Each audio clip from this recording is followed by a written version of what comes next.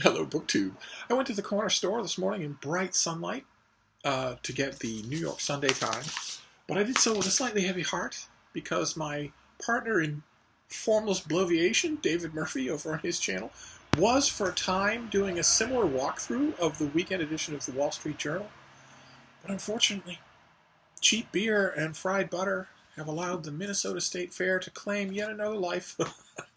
David Murphy went in one end of the Minnesota State Fair, but like so many promising young people, he failed to come out the other end. So we may never hear from him again.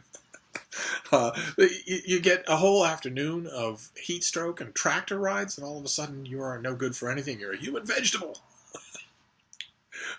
And as if to mirror the somberness of that realization, the sun went away. Hence the dodgy light in this video. The sky has suddenly turned dark and cloudy. But we still have the Sunday Times. We can still go through the Sunday Times. And as usual, we'll walk through a bit of the paper first before we get to the sweet, juicy center of the whole experience, which is the New York Sunday Times book review. And we'll start, as we always do, with the front page of the New York Times, the highest profile real estate anywhere in the journalism world. And it's a bit confusing. I mean, there's a big picture front and center. The big story at the top and front center is the epidemic of guns that Jamaica is importing from the United States. And there's, of course, an article on the side about, there's no other way to put it. There's no way around it. The latest lunacy from the President of the United States. Not, oh, you're so crazy, but actual clinical lunacy. Just insanity on the part of the President of the United States. This one you may no doubt have seen, that immediately preparatory to going to the G7, where he is going to meet with the non-lunatic responsible leaders of the other major countries of the free countries of the world. Right before he went for that meeting, the president tweeted on Twitter, which is a social media app for teenagers, tweeted that American companies were hereby ordered to stop doing business with China. And of course, that was greeted instantaneously with a gigantic chorus of people from all walks of life in all countries of the world saying, you, of course, don't have the power to order U.S. companies to do or not do business with any country. You don't, of course, have the authority to do that. Just because you're a racist, fascist, crazed despot wannabe doesn't mean that you actually are one, just because you want to be one. And the president fired back. He distantly heard some of that criticism. In the strongest snowflake bubble in the world is the president's strong snowflake bubble. But some of it got through because he stays on social media all day long. It's not like he has anything to do. And he fired back, and this article mentions it, by saying that the fake news media really ought to apprise itself of something called the Emergency Economic Powers Act of 1977. Now, in case you're picturing that Donald Trump, the chosen one, the second coming of God, spends his free time trolling through the fine print of U.S. federal law, allow me to disabuse you of that notion. He doesn't know anything about this thing that he quoted. He had it written in big block letters phonetically because he cannot read. He had it blocked out for him in a gigantic Post-it note with enormous magic marker before he wrote this tweet, if he wrote it at all. It could be that a functionary wrote this tweet.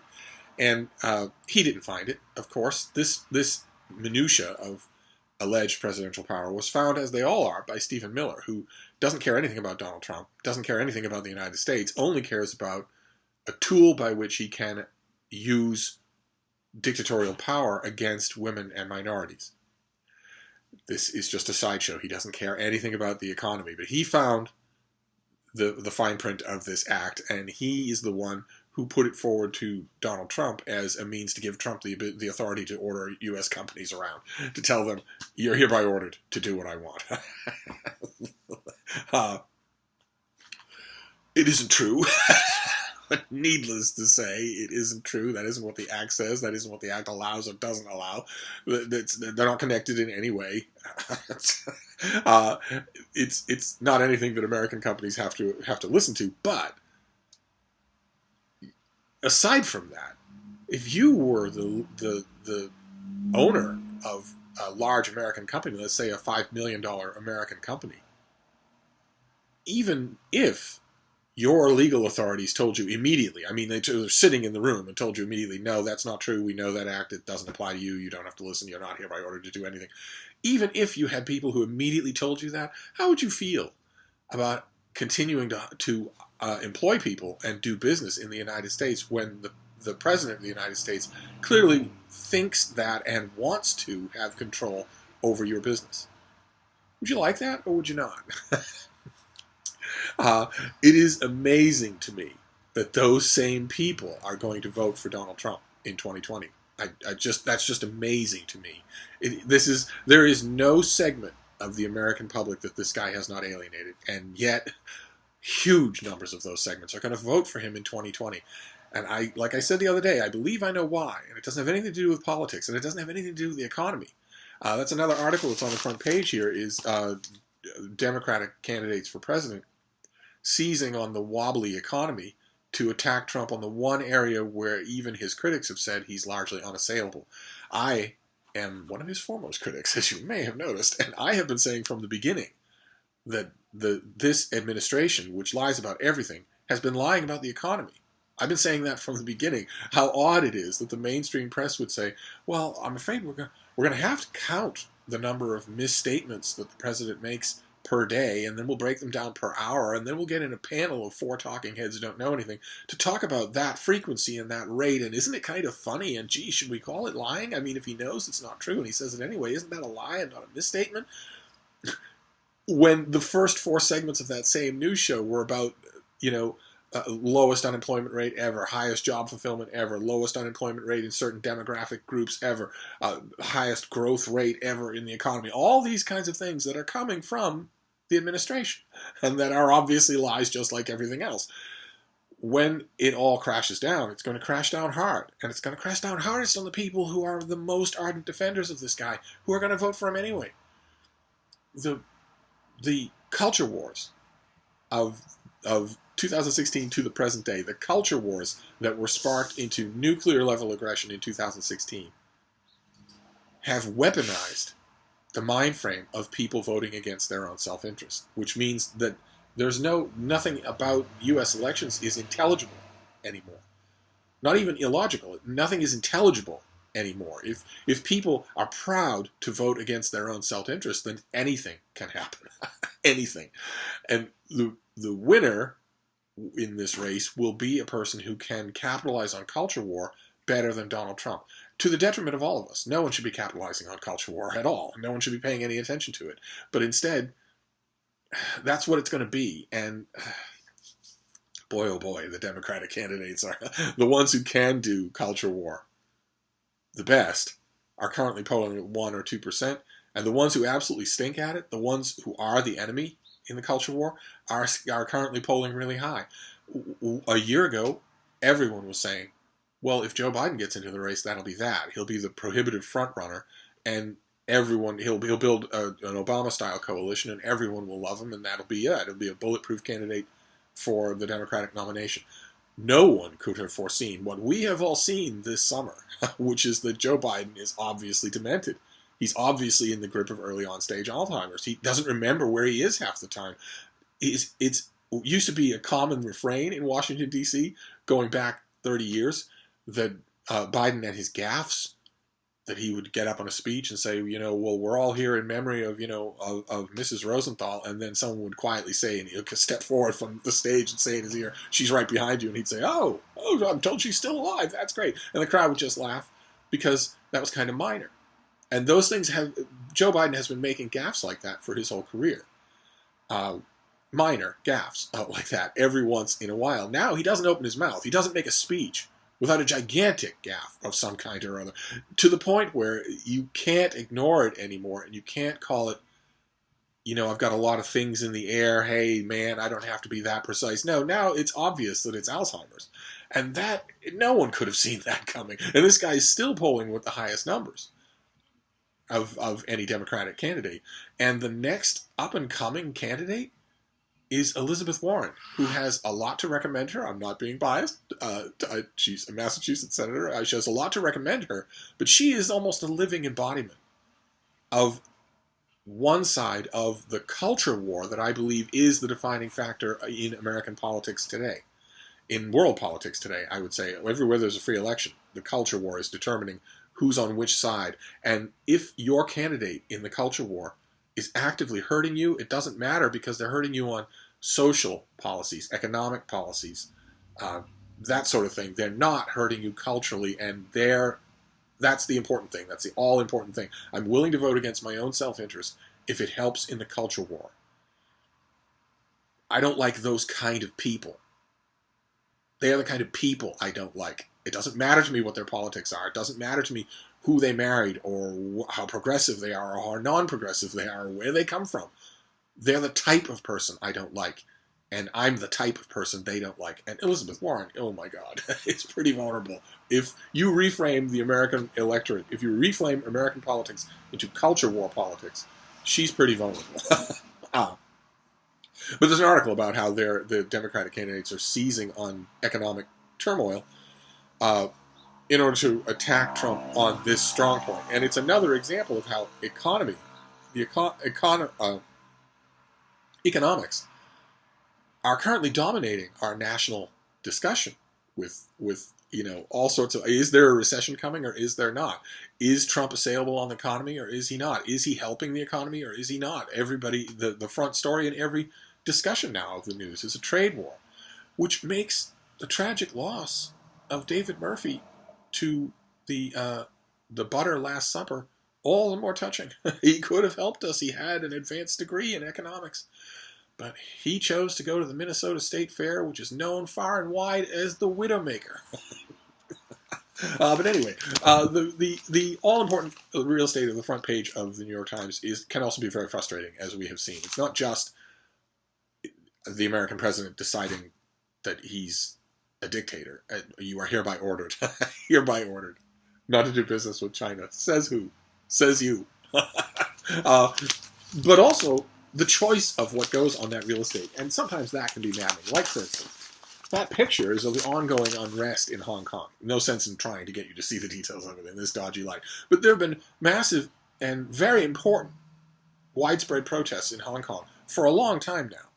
That gets a picture. But you might think this article beneath it is about the unrest in Hong Kong, and you might think that deserves a place on the New York Times front page, but you'd be wrong. No, there's a picture, and you have to jump 10 pages to get to the article about the huge unrest in Hong Kong. No, on the front page, the story directly below that picture is about a baseball player's mother and her prize stewed goat recipe.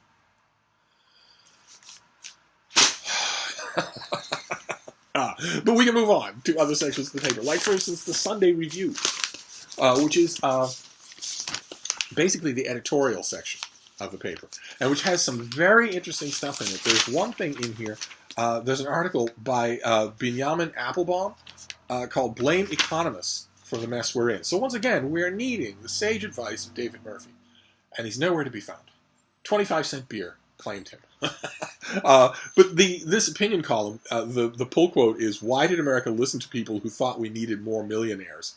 And the article is taken from Benjamin Applebaum's new book, The Economist's Hour.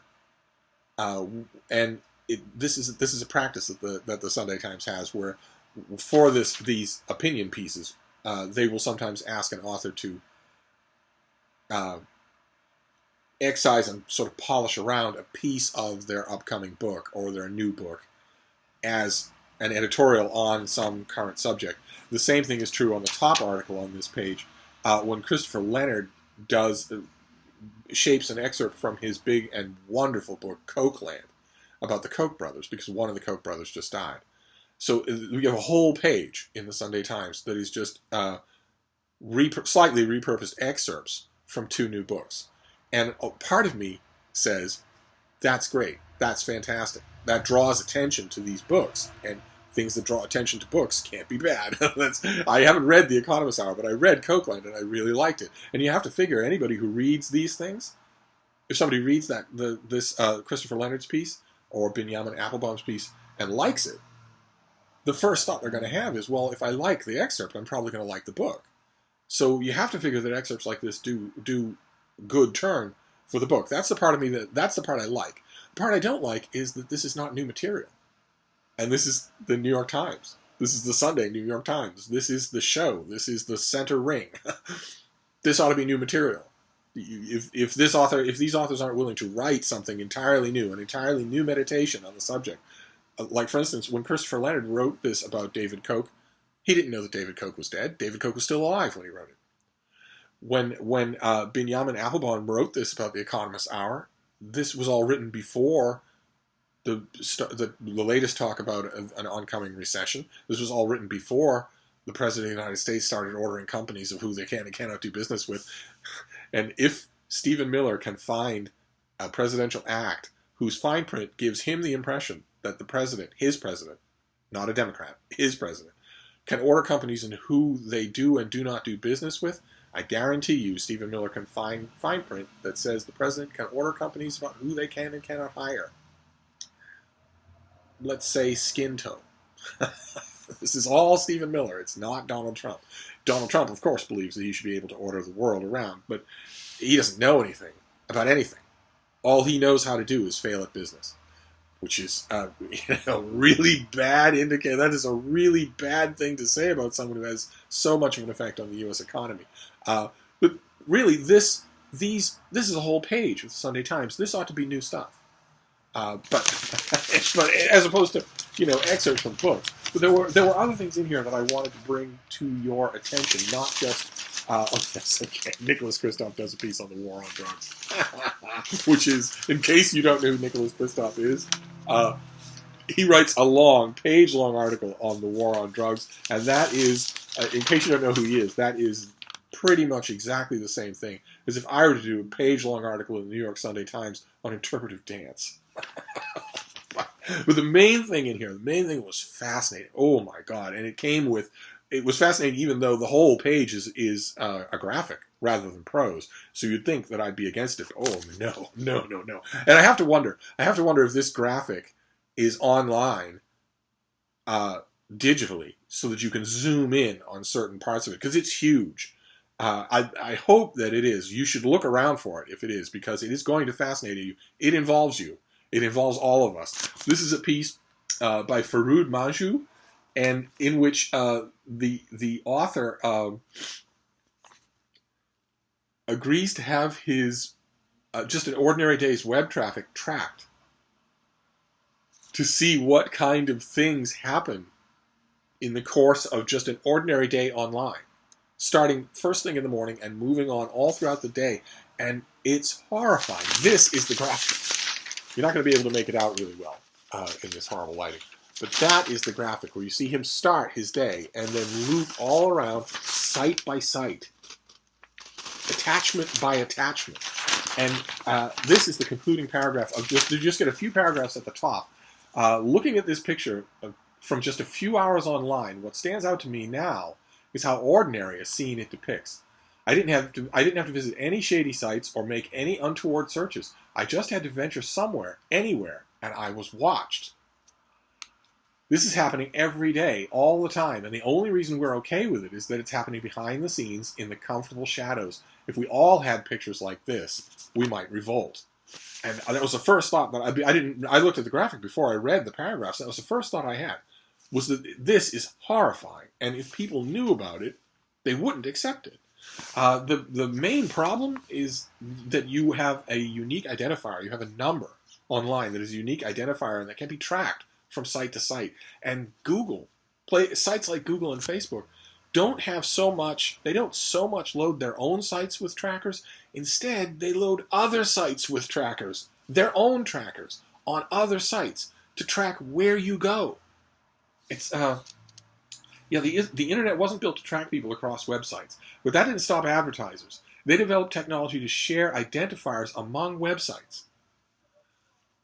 This line connects all trackers that were sharing one of my unique IDs created by the advertising company AppNexus as I browsed the internet and then stored on my browser for others to use. I had about a dozen IDs shared among sites I visited, but this one was present on 8 different pages, shared with nearly a dozen trackers and advertisers, including Amazon, Yahoo, Google, and lesser-known companies like SpotX and Quantcast. Google's own domains don't contain many trackers. The same is true for Facebook, but that's because they place most of their trackers on other websites.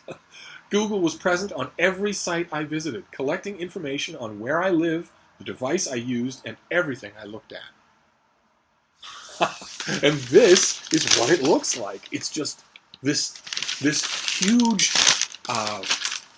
sort of moss that grows on you over the course of one day online. This huge moss trailing behind you, quantifying and cataloging everything. God help us. Then we get to the business section. I would ordinarily discard the business section, but David Murphy isn't with us anymore. So we need somebody to help you make sense of the business world. BookTube, you can't expect it to make sense of it on your own. Now, true, David had an advanced degree in economics from a good university, but I go by my gut. I figure that's just about as good. And the main article in the business section is about Uber, the ride-sharing app Uber. Here we have a model with cars bursting into flame everywhere. And the question is, the once swaggering company is losing more money and growing more slowly than ever. What happened? How did Google go from being a swaggering newcomer to a money pit and a problem that plagued by protesters and crashes and federal investigations? And I believe I speak for David, if only he were with us still. I believe I speak for him when I say that the answer is the invisible hand first promulgated by Schumpeter. That is the economic theory involved in why Uber is not doing well. It's very complicated. I really don't have time to explain it to you. Just keep in mind, repeat after me, and repeat at any social gathering that you go to today, the invisible hand of Schumpeter. And when you repeat that phrase, do it in memory of David Murphy. But when we're done with the business section and opinions and the precedent of the night you are hereby ordered, we finally get to the book review. And the New York Sunday Times book review is the pinnacle of my profession. It's the cat's meow. It's the ears on Mickey Mouse. It's the highest profile book reviews. Mainly because it used to be that on its own. Now it's mainly because the New York Sunday Times book review is where the industry goes for the bestseller lists. And those are very important. Those actually drive numbers, they drive boxes, they drive buys. The book reviews have sort of become just the front section of that. But this was a very good book review section this time around. My only reservation about it is that it was mostly about books that I either haven't read or didn't like. And, as if that weren't bad enough, a lot of the reviews this time around were negative.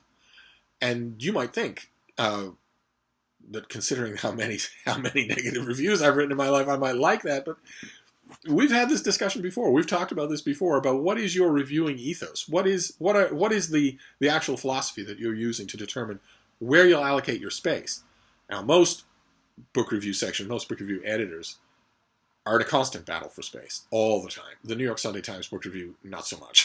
And the New York Times does a book review every day. They do book-related features every day. And the Sunday Times book review is a pull-out section that's entirely devoted to books. Most book review editors are not like that.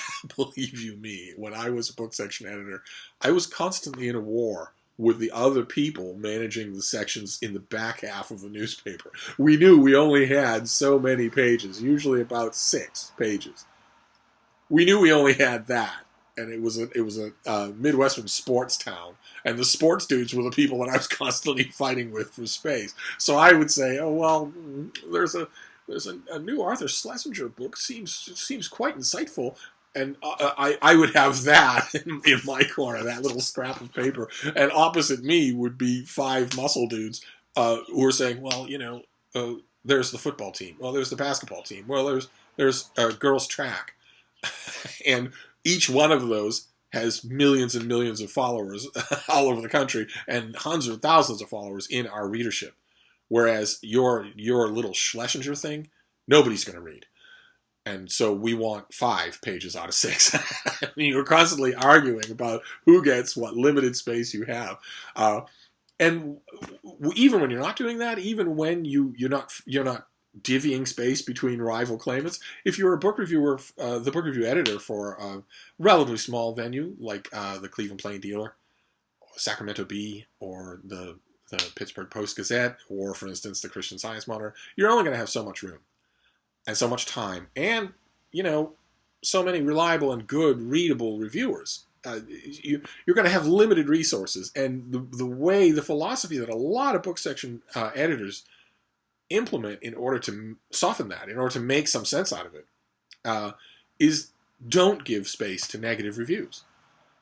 Stern, evaluative reviews, yes, but of books that we ultimately want to recommend, or praise of books that we want to recommend. But the books that we don't want to recommend, let's just not deal with them at all.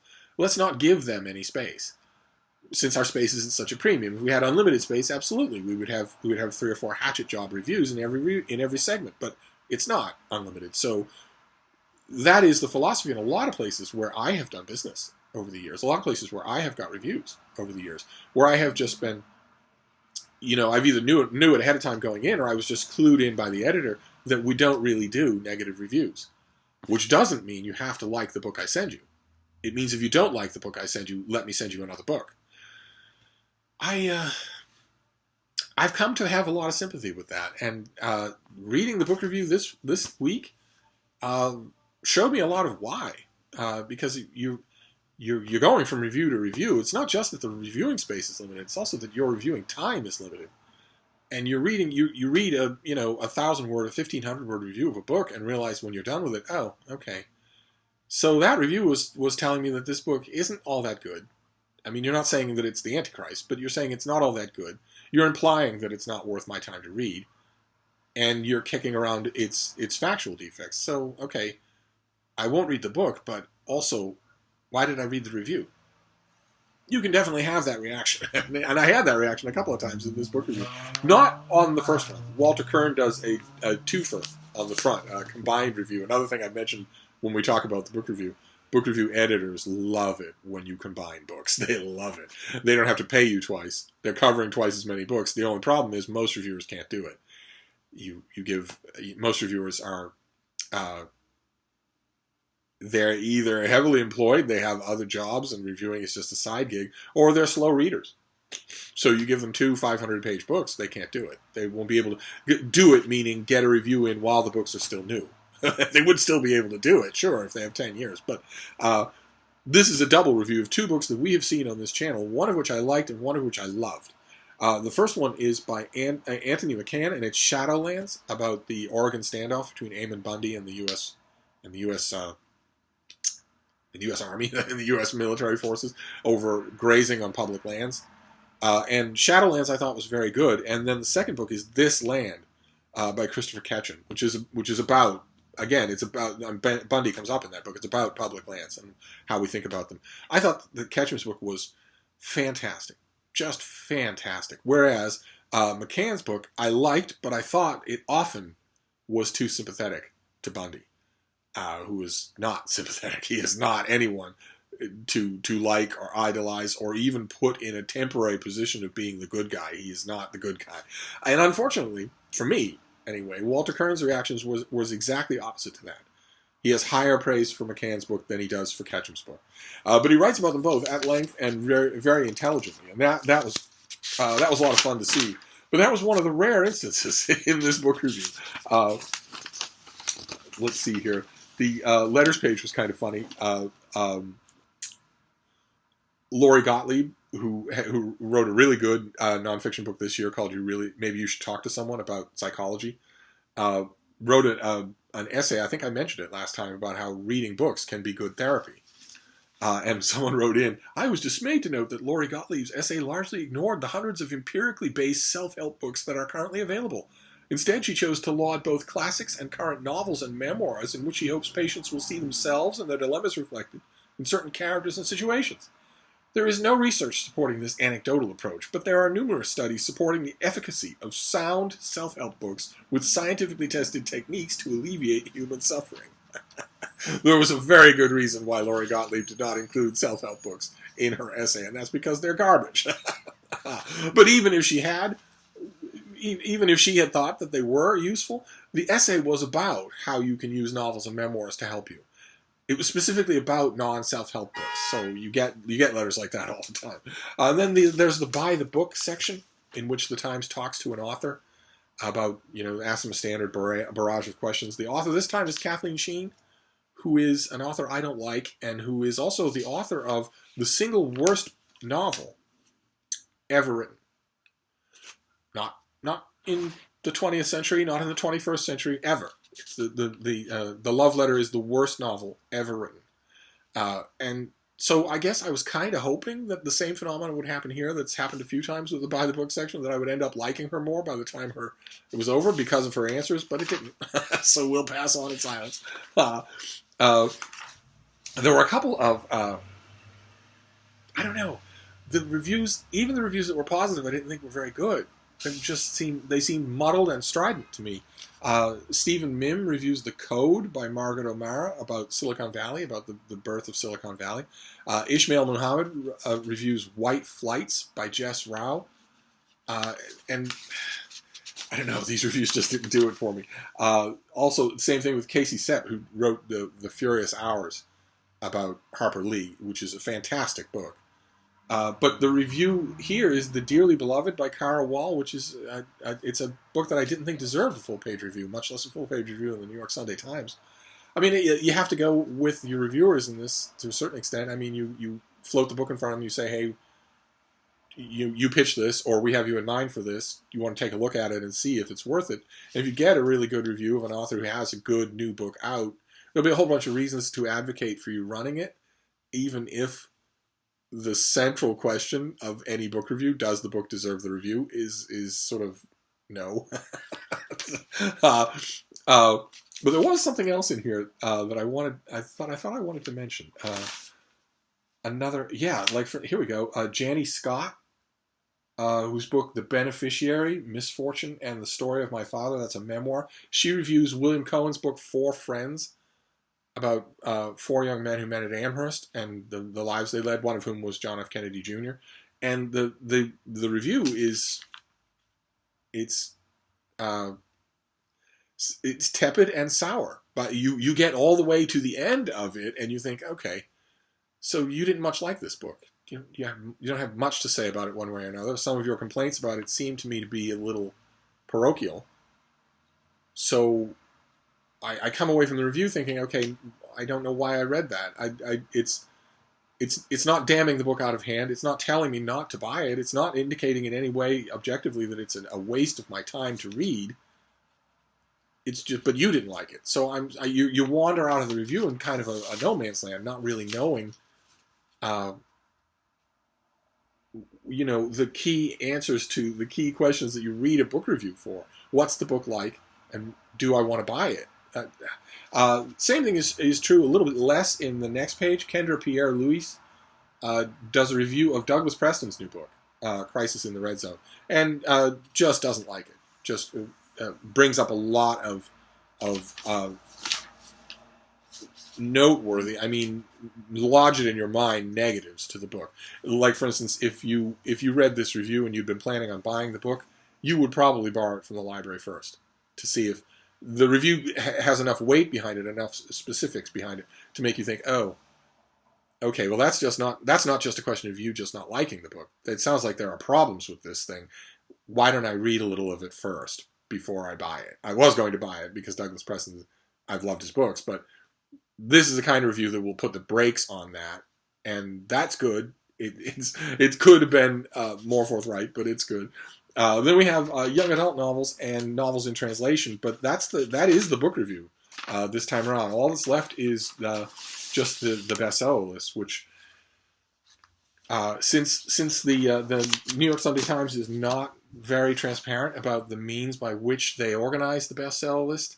They say that they use a whole bunch of different means and that they consult with a whole bunch of different booksellers. But they don't specify, and they never have specified, so I don't believe that. I think it's just constructed by money. Although some of these things are runaway, some of these things there are sales to warrant their place on the list. I don't believe that all of them are. So I don't know. I never know what to make of the Sunday New York Times bestseller list. I know that it's quantitative and it has numbered spots, and that makes it very useful for people who don't like to dig into details or deal with nuance when they're ordering books or thinking about books or displaying books. But I've never found it to be, this holy grail gold standard of anything. And I've never found it to be representative of what people are actually reading.